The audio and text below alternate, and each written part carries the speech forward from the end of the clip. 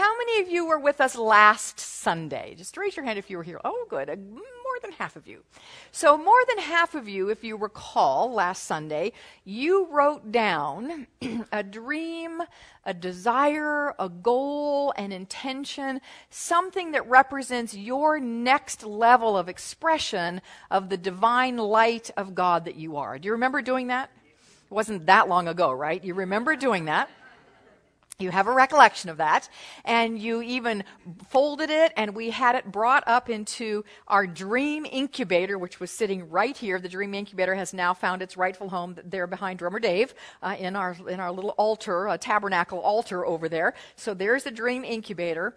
But before it got put in there, we blessed all of the new dreams and desires and next level of expression with the magic wand. Remember, I waved the magic wand over them. And some of you even asked for tangible support, and I really honor and thank you so much, those of you who did that, and we're working on those right now. If you're that, you'll be hearing from us next week. So this month really does follow on that.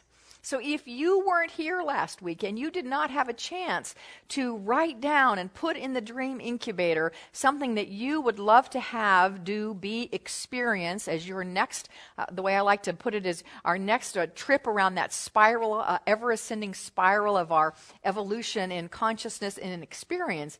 If you didn't have a chance to do that last week, I invite you to just write something down. And if you want to bring it to us, we'll put it in that dream incubator, absolutely. Because there's magic that's happening in there, by the way. There's magic over there. You can't see it, but it's happening, and it has, I'm sure, something to do with Dave being right there. I'm sure there's a lot having to do with Dave being right there. So we're going to build on whatever is in there this month as we look at creating a path of plenty, creating a journey of joy, and creating consciously this road that we're walking on. So I want to begin this morning with a little self-assessment.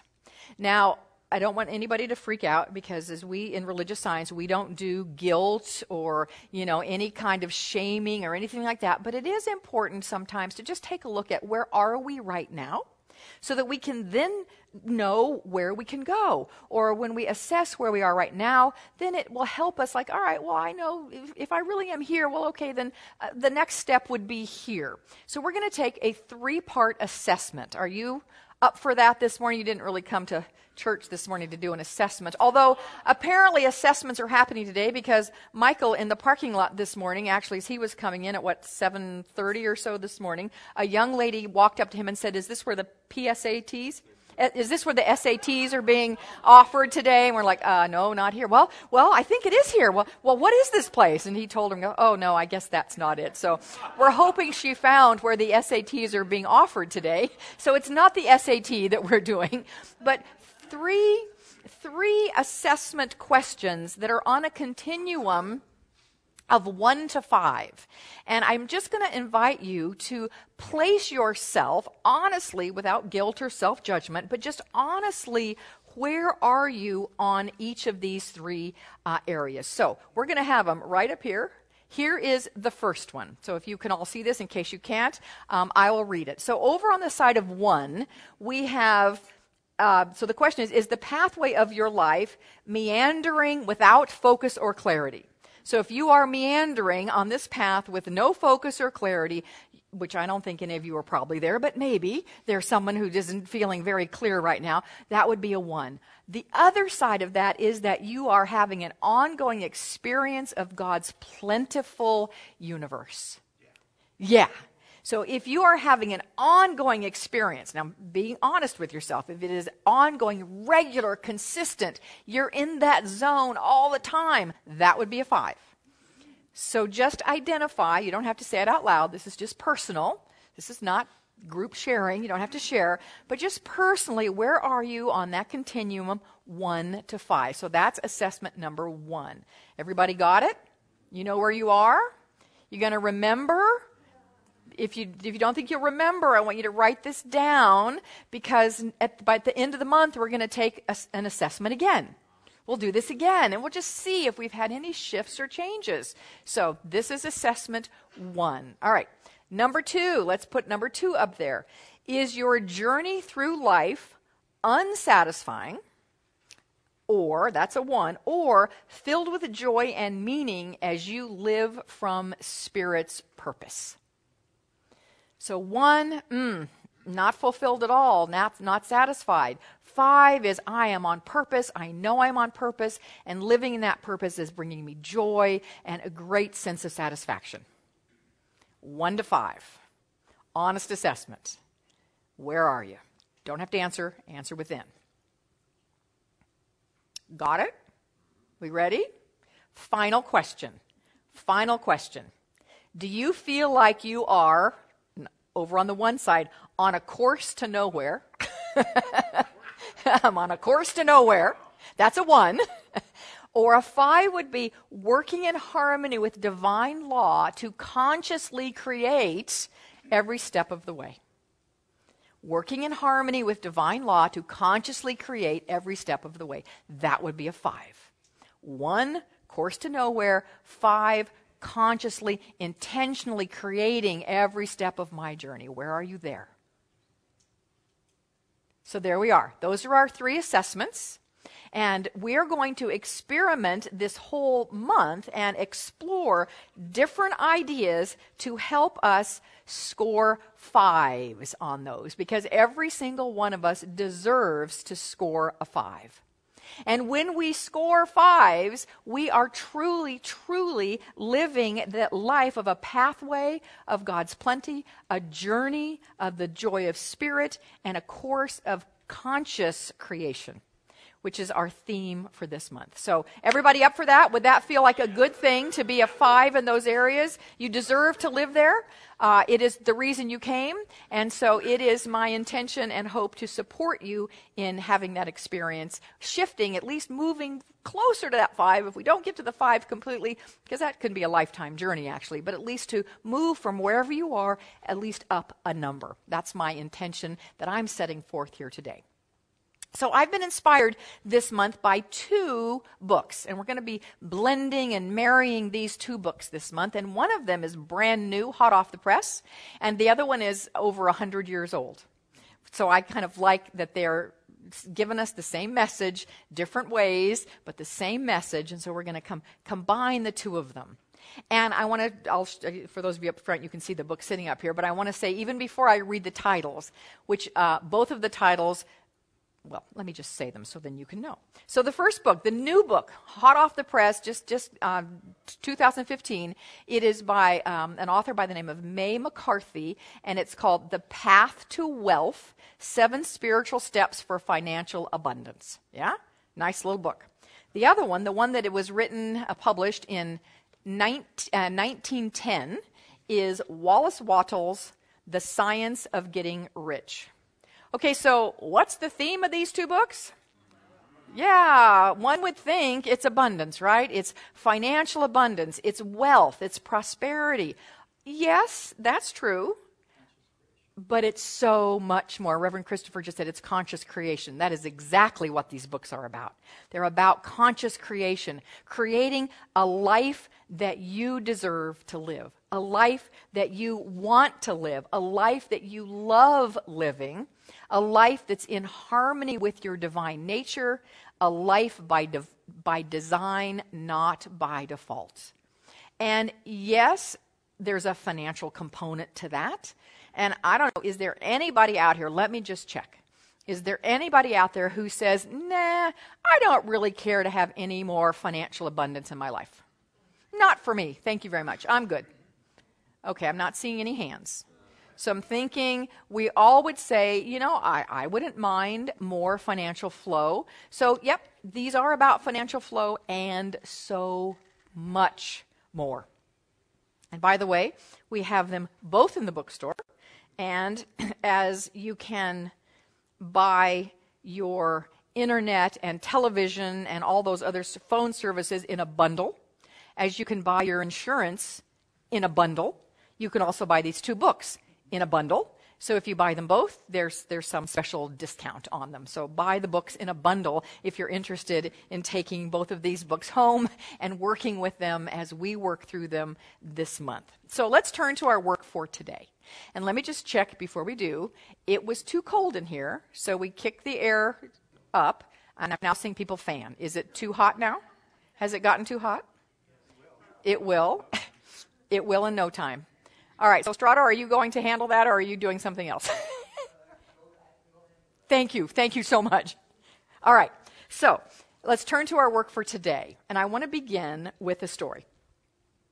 And I will give a caveat to this story before I give it. Not that it's a bad story. I don't even think I need drummer Dave today to, accentuate it with a bada-ding, bada-doom. Although, you use your discretion, because we might. But this is not a true story. It is, I do not believe this is a true story.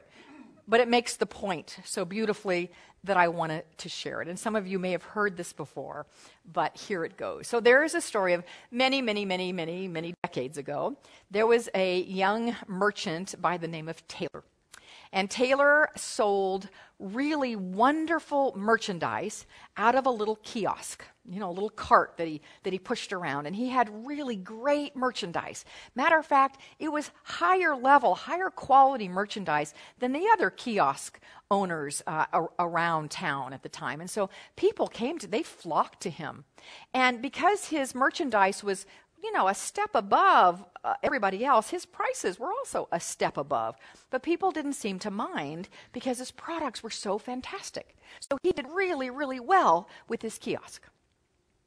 And then one day, he had a little divine urge, a divine nudge. We all know that nudge, don't we? We know that urge to express more, be more, experience more, have a greater, more expanded life. We know that nudge. So one day, Taylor had this nudge that he was ready to take his experience in life to the next level. And the nudge was that next level is to open a shop, to open an actual store. Not just have this cart, this little kiosk, but to open a store. And he shared that with some friends who were excited for him, and they thought, yes, that's a great idea. We encourage you. We support you. And so he did it. He took the leap, and he found a space, and he rented a space, and he built out the space, and he brought in the same amazing products that he had, the merchandise, high-quality merchandise he'd had on his cart, but now he's got it in a permanent, fixed location. And he was very excited about it. This was his next level of his dream. He's so happy. He's so excited. And the doors open. It's grand opening day. And he's very excited. And some people come, and it's a good grand opening. But after the grand opening, it wasn't as successful as he had hoped, and not as many people came to the store as he really anticipated that they would. And when they did come, they didn't buy as much. Now, the truth is his prices, which were always a little higher than everybody else, now needed to be even a little higher because he had all this overhead, and he had to have staff, and he had lights and electricity and lease and all of that.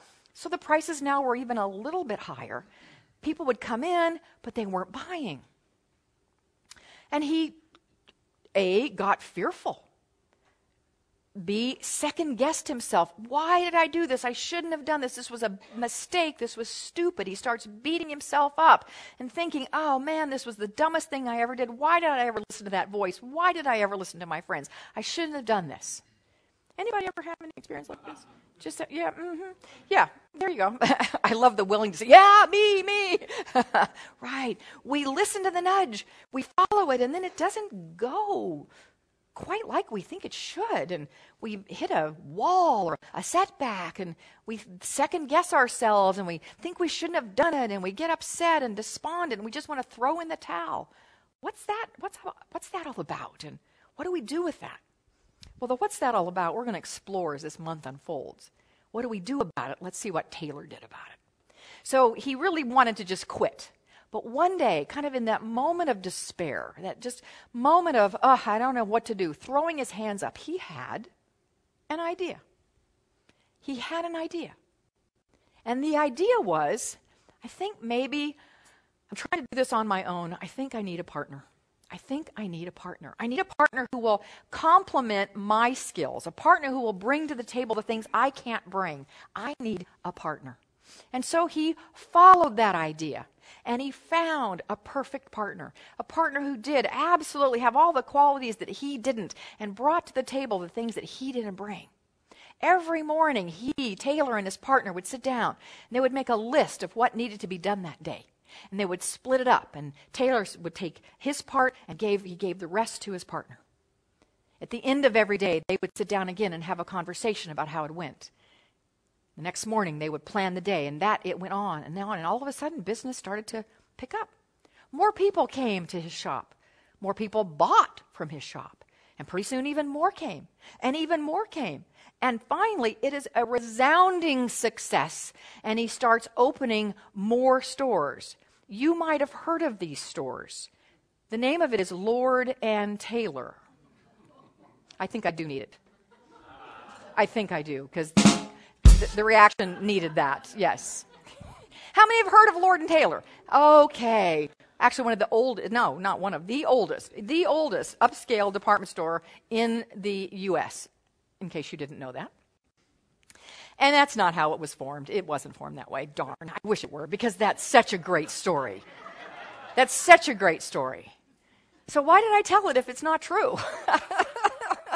Well, I told it because even though those facts aren't true, there is a deep spiritual truth in that story. And it's the same truth that May McCarthy, in her book, Path to Wealth, talks about. And it's a way to live. It's a way to live successfully in this world. And that is to make sure we are in partnership with the divine. May McCarthy calls it her CSO. What do you suppose that stands for? Come on. There you go. Chief Spiritual Officer. That you take on for the business of your life, your CSO. Now, how many of us, this is rhetorical again, unless Catherine, you want to raise your hands up again, that's fine. She was like the one, yes, I've done that. How many of us only turn to the CSO when we're in trouble? Kind of like Taylor. He was in trouble, so then he decided to take on this partner. We sometimes go along our merry way. Yep, we're doing it. We've got our goals. We've got our vision. I can do this. I can make this happen. Yeah, okay, I'll do my treatment work in the morning. I'll do this, but pretty much I've got it. I'm going to do it. And then it doesn't work. Then it doesn't work, and we're, oh my gosh, I need to pray harder about this. I need to do more spiritual practices. That's when we kick it in gear. What if we kicked it in gear first? What if we created such a strong relationship with the God of our being? I don't mean an outside partner. I mean an internal partner, the God of our being. But that is, in fact, the God of our being, but bigger than we are. That is infinitely more powerful than we are. That has all knowledge that ever was, that in fact is all knowledge that ever was, that is all creation, that is all resources, that is all ideas, that is all abundant flow. What if we consciously partnered with that? What if we, just like Taylor did, what if we said, these are the things that we are to do? And we gave the CSO, the divine of our being, the things that it's to do. He, she, it, however you want to say that. What if we took on our role and we let God, another word, of course, for the CSO, do God's job? What do you suppose our lives would be like? I think we'd be living at the 5 more. We'd be living at the 5 more. So the question for me then is, so what are our roles? If we were going to have job descriptions in this game of walking a path of plenty and a journey of joy and conscious creation, what are my roles? What's my job? What is the CSO's job? What are the roles of the CSO? I'm glad you asked that, because I want to tell you. And today I want to give you an overview of it, and then as the month unfolds, we'll deepen into these different ideas. But the overview of it, there are 4 things that are ours to do.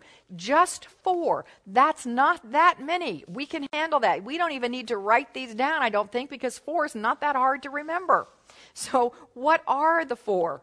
Let me begin by saying the first one, you have already done, at least if you were here last week. And if you weren't here last week, I encourage you to do this. Many folks are taking our Prosperity Plus 2 class right now, and that's one thing that we're doing in this, is we are getting clear about what it is we want. We must decide what it is we desire to experience, to do, be, or have in this world. That is up to us. Ernest Holmes it wasn't in the Science of Mind textbook, in one of his books, I can't remember which one it was right now, it'll come to me in a moment, but he writes these brief but powerful words. Consciousness, that's a capital C, consciousness, big consciousness, must be conscious of something. In other words, we internally must know what it is we desire so that the infinite can do something with it. I love the story of Edwene. How many of you have heard of Edwene Gaines or seen Edwene Gaines? She's a beautiful teacher, a prosperity teacher from Mentone, Alabama. And she tells the great story of one day, she just didn't know. She just didn't know what her next step was. She just wasn't sure. She wasn't sure what her next turn around that spiral of evolution was. And so she just said, God, she's having this conversation with her CSO. She said, God, I'm your lady. I'm your lady. Just tell me what to do and I'll do it. I'm your lady. Just tell me what to do and I'll do it. And she said she heard this voice in her head that said, Edwene, I'm your God. Just tell me what you want to do and I'll do it. The scripture says, where there is no vision, the people shall perish. So what is your vision? What is your desire? What is your intention for your life? And it doesn't have to be your entire life. What is the next step for you? What is just the next step for you? It doesn't have to be huge. It doesn't have to be small. It can be wherever it is. There's no big or small in God. I already quoted that in the textbook this morning.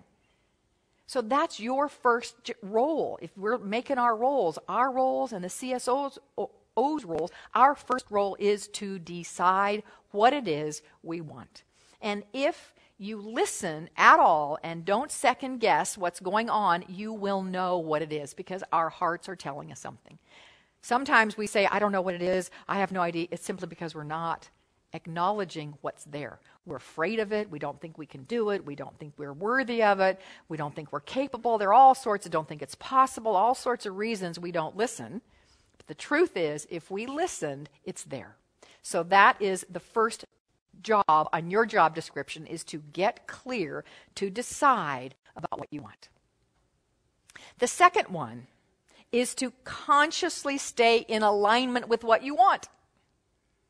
Consciously stay in alignment with what you want. Ralph Waldo Emerson said, stand guard the portals of your mind. Keep your mind focused on what you want. I'm going to explore that one a little bit more in just a minute, but I want to go through all four first. So that was number 2. Decide what you want, number 1. Consciously stay in alignment with what it is. That's number 2. Number 3 is be grateful in advance for it.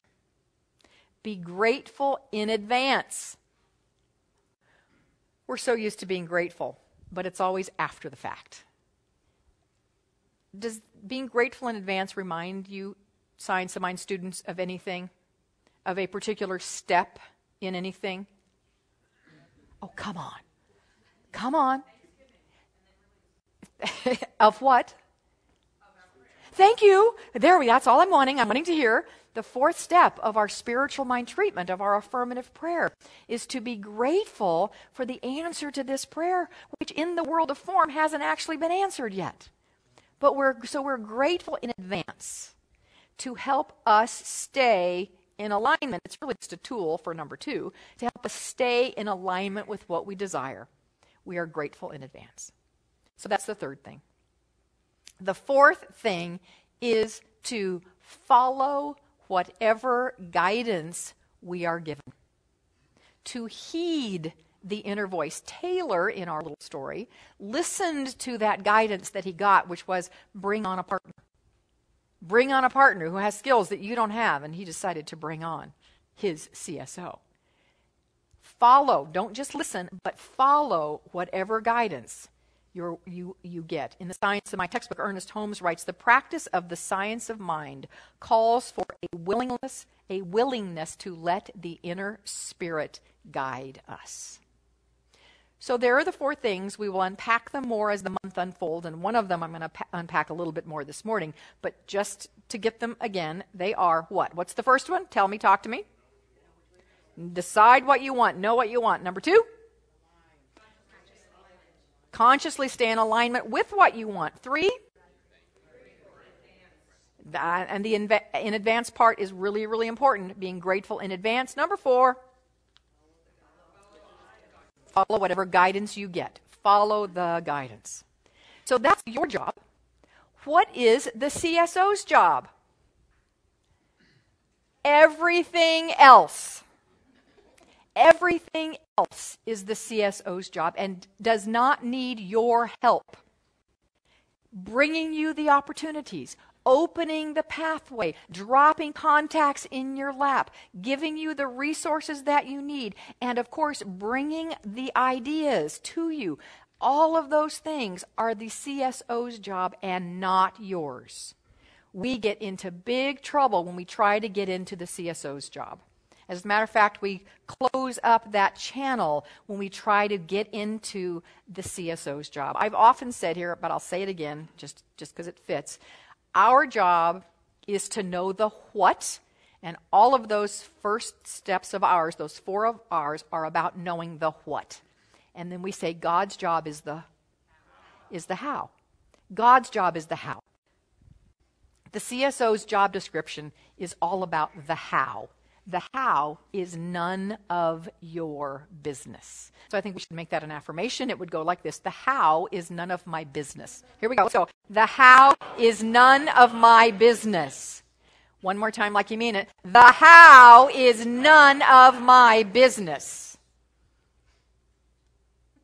How many of you believe that? Oh, good. A number of you. Look at, I love it. Thank you, Ryland and Bella. That was good.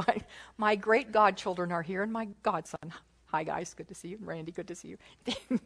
So the little ones are waving their hands. So when you do your job, and when you let the CSO do its job, which will always, with mathematical precision, do its job with no need of interference from you, you will be firmly planted on your path of plenty. You will be on that journey of the joy of spirit, and you will absolutely be on a course of conscious creation. It's a guarantee. You will move to the fives on our assessment. So I want to turn to our second book, Wallace Wattles, The Science of Getting Rich, and talk about a couple of things that he has to say that relate to our second idea, which is to stay in alignment with what we desire. So remember, this was written in 1910, so it's in language that sounds a little bit Ernest Holmesian, and which means it can be a little convoluted, but nonetheless, it's really great stuff. And out of the chapter 4 in his book, he writes this, and this is going to get us to how this relates to number 2 of our job description. There is a thinking stuff from which all things are made, and which, in its original state, permeates, penetrates, and fills the interspaces of the universe. A thought in this substance, and there's a capital S on substance, so that means the substance of God. A thought, my thought, in this substance produces the thing that is imagined by the thought. We can form things in our thought, and by impressing our thought on this formless substance, can cause the thing we think about to be created. Now, does that not sound pretty much like Ernest Holmes? Dr. Leonard, are you paying attention? Ernest Holmes on page 29 of the Science of Mind textbook. To learn how to think is to learn how to live. For our thoughts go into a medium which is infinite in its ability to do and to be. By thinking, we can bring into our experience whatsoever we desire. If we think correctly and become a living embodiment of our thoughts. This is not done by holding thoughts, but by knowing the truth. That's it, isn't it? That's exactly it. And that's exactly what Wallace Wattles is saying. Different wording, the same thing. So Ernest at the end says, this is not done by holding thoughts, but by knowing the truth. Knowing truth, okay? We have a definition of that. Truth is higher ideas. Truth is infinite good, is ever available. That's truth. I love the way Wallace Wattles speaks about truth. And I want to share now what he says. And this gets us to staying aligned with what it is we desire. He says, to think what you want to think versus thinking by default, thinking on automatic pilot, thinking just the rote, automatic kind of thinking. Thinking what you want to think is to think truth. Think what you want to think is to think truth, regardless of appearances. There's the key. Everyone has the natural and inherent power to think what we want to think, but it requires far more effort to do that than it does to think the thoughts which are suggested by appearances. To think according to appearances is easy. To think truth regardless of appearances requires the expenditure of more power than any other work we are called upon to perform. I've heard many people say, it's hard to stay focused on what I want. It's hard. And we kind of want to whine about that. Well, the fact is, it does take some discipline and power. And right here he says, it expends more power than any other work we are called upon to perform. So, okay, maybe it is hard, but it's worth it. Because here is why. He also says, there is no labor from which most people shrink, as they do from that of sustained and consecutive thought. This is especially true when truth is contrary to appearances. To think health when surrounded by the appearance of disease. To think riches when in the midst of the appearance of poverty requires power. But he who acquires this power becomes a mastermind. He can conquer fate. He can have whatever he desires. And so can she. When we make the effort to think truth in the face of conditions that are maybe to the contrary, we unleash the power of the CSO in our lives to create opportunities, to create resources, to create ideas, to give us the guidance, to lead us every step of the way. When we think truth, contrary to appearances. But when we get hung up on appearances, which usually means appearances we don't like, appearances contrary to what we want, which then we feel fear, right? Doubt, upset, unhappiness, all of those things, we close that portal of our access to our CSO.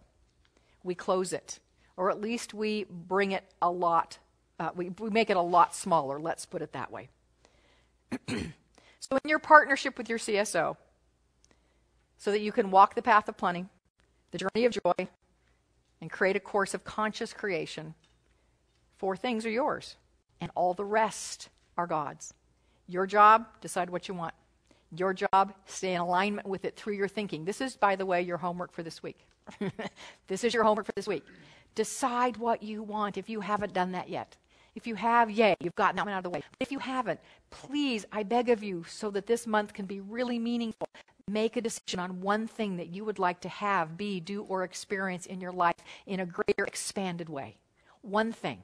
And then the second part of your homework for this week is to simply keep your thoughts in alignment with that. Not in a way of, I'm in alignment with it, I'm wanting it, but I don't have it. I want it, but I don't have it. I want it, but I don't have it. That's not what I mean. This is the truth for me. This is my desire, and it is unfolding in perfect ways. That's how we stay in alignment. Another way we stay in alignment is by being grateful for it. I'm grateful that this is happening in my life, even if I can't see it yet. And then be open. Be open to whatever guidance you might receive.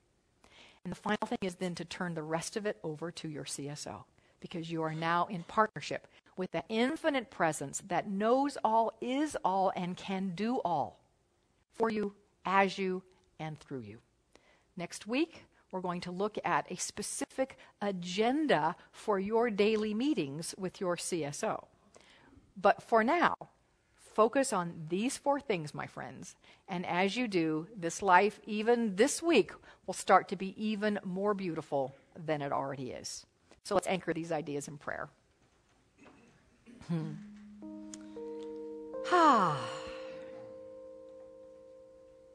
How grateful I am to have these beautiful spiritual teachings coming from different sides, different eras, and yet all coming together to show us how to live this human experience from a deeply spiritual perspective. How to walk through this life knowing that we are not alone, knowing that we are in partnership with the infinite, and that really there is only one of us here. So I'm so grateful for this. And I am so grateful right now I do the 3rd job on our job description. I am so grateful for every dream, desire, hope, intention that is on the heart of each person here. I am grateful that it has come up to the surface to be identified, and that it is now being made manifest, and that every resource, idea, connection, whatever might be needed to bring this into experience in this tangible, human, physical world is now occurring. And I'm so grateful that it really is already done. And how glorious, how much fun, what a joy it is to be, for each of us to be the vehicles through which these divine ideas are made manifest in the world. So we simply celebrate this with great joy, with a lightness, and with a willingness to listen and be guided to take the next right step, knowing that the path will be illuminated step at a time, one step at a time. So I accept for each of us the ability, willingness to listen, to be guided, and to take one step this week. One step. How beautiful it is as we walk this journey, as we walk this pathway of plenty, as we go through this journey of joy, and as we consciously create, not by default, but by design, our lives. So I say thank you, Spirit. Thank you, life. Thank you, God, for this opportunity, for the joy of this experience, and for its manifestation. So with a grateful heart and a deep and abiding acceptance that it is already done, I simply release this prayer into that thinking substance, that universal law that simply and always and right now is saying yes, yes, yes. So with gratitude and faith, I let go. I let go and know. I let go and grow. And together we say, and so it is. Amen.